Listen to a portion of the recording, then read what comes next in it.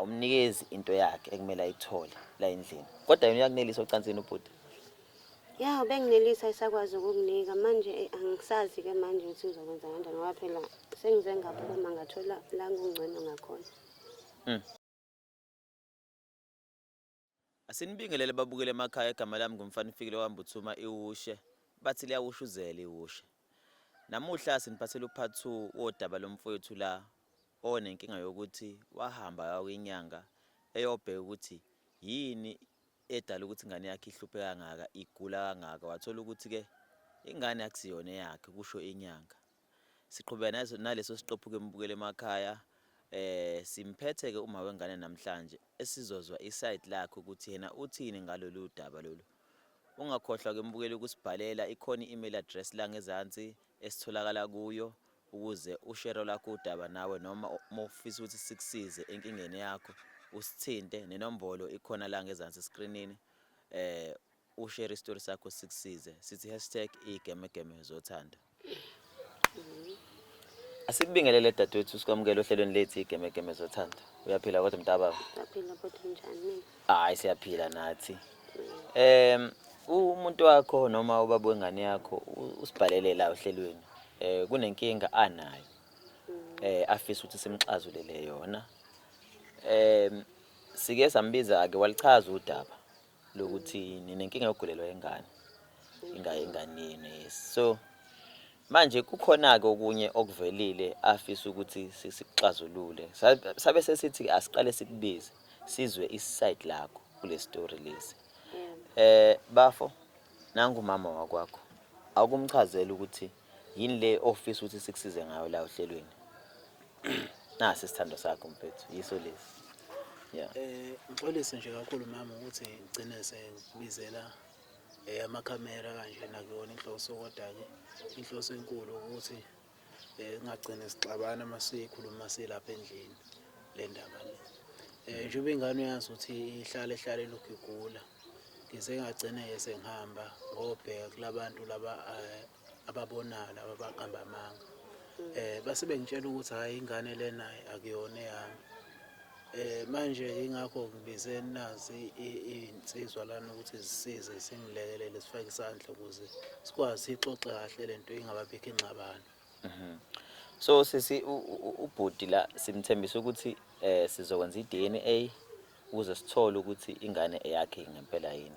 But sithe asiqale sike sizwe iside lakho lokuthi wena uthini kulolu daba lolu alibikayo ubhuti. Singaze senze okunye, siqale sizwe ukuthi wena uthini ngalolu daba alibekayo.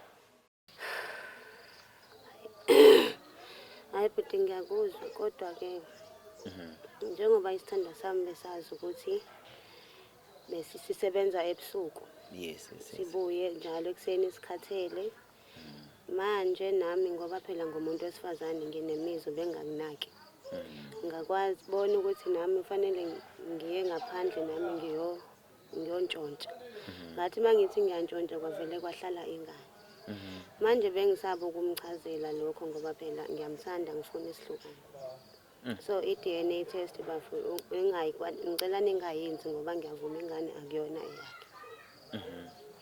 Bafo nangu dadewethu uyaconfess ukuthi into edala ukuthi aze antshontshe umthelela kube uwe. Uke wachaza ukuthi uyisecurity ungena ebusuku. Uthini ngalolu daba alibekayo ukuthi kahle hle ingane akusiyona eyakho. Yabona afuna uqamba amanga lento lena iyangicasula kakhulu ngoba ufuna ukubuza nje ukuthi yini engamenzela yona ukuthi ngaze ngenze into ebuhlungu ngayo ukuthi esephume ehambe yokwenza lento ayenzayo. Ayikho into ebengizoyenza mina ngoba ubungasanginaki. Ungasangithinta ungangenzi lutho ubuye ukhathele wena. Kumele ngenze njani mangikhathele ngoba phela kuyakhathaleka. Nami ke ngabona ukuthi ngcono uve ngiphumele ngaphandle ke nami ngiyothintwa. Bafo wena waye bungasamthinta umama ngoba phela umuntu wesifazane njobe khona uphila naye uyadinga naye ukukitazwa njengomuntu wesifazane. Yabona nje angifuna uqamba amanga. Unamamudi. Ngifike nami impela kwesinye isikhathi ngithi ubone ukuthi hayi ushintshe ngisho ebusweni ubone ngazi ukuthi ijele lodwa leli. Hayi Yabona nami into bese enjenga ngikhathele leyo nami uncenga iba wena inkinga. phela bengekho nami into ebengizoyenza bona nama ngeke ngihambe. Kushuthi wena Ngalesi wena ubufika mina bese bufika sengisuthi vele. usokhona la sonela Sekhona khona. la nginela khona. Uyezwa-ke bafu ukuthi usisi ukhala ngokuthi khona la besenela khona ngenxa yokuthi njengoba lama-attitude awenzayo ingoba vele usuke sesuthi. Sengisuthi. Uyabo? So lento leyo ukuthi ungamthinti ibe umthelela ekuthaneni agcine esebona omunye umuntu ozokwazi ukuthi amnelise. Uyabo? Manje into efuna ukuyazi njengoba sengiyazi lento uzoqhubeka nalo muntu lona. Usathandana nayo nalombhemu? Ngisathandana naye kodwa bengamiyeka uma ukuthi silungisile izinto nobaba ngoba ngiyamthanda. Ngoba uyamthanda nobaba. O la nje bofuna ucansi kuphela. Bengifuna ucansi nje kuphela. Lolo Nami ungalitholi ke. nginemizwa ngoba angilitholi kuye. Uyezwa-ke mfethu ukuthi indaba ibonakala kephi ukuthi nawe unemizwa manje inkinga ucansi akalitholi endlini la fanele alithole khona uyakuthanda. Uyabo? Uyakuthanda inkinga akalitholi ucansi. Uyayondla ingane lona omunye ubaba. Uyayondla naye. Ubhuti yena wenza kanjani enganeni? Naye uyayondla phela. Ngoba phela wazi ukuthi eyakhe. Bafo uzomisa kanjani kulesimo uma ubuka ngoba usisi uyaxolisa. Uyasisho nesizathu sokuthi into edala ukuthi azaphume ngaphandle ingoba wena awumnikezi into yakhe ekumele ayithole la endlini. Kodwa yena uyakunelisa ocansini ubhuti. Ya benginelisa isakwazi ukukunika manje angisazi ke manje ukuthi uzokwenza kanjani ngoba phela sengize ngaphuma ngathola la ngungcono ngakhona. Bafo uyaluza udaba. Hayi ngiyalizwa lona lunzima kakhulu. Ngiyeza isifundo sokuthi ngingathatha umsebenzi ngufake ekhanda ngikhohlwe ukunakekela umndeni. Uma uzokwazi lokho nje kuzolunga konke.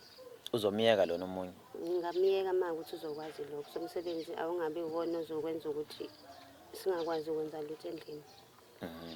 Ngabe sanelisana.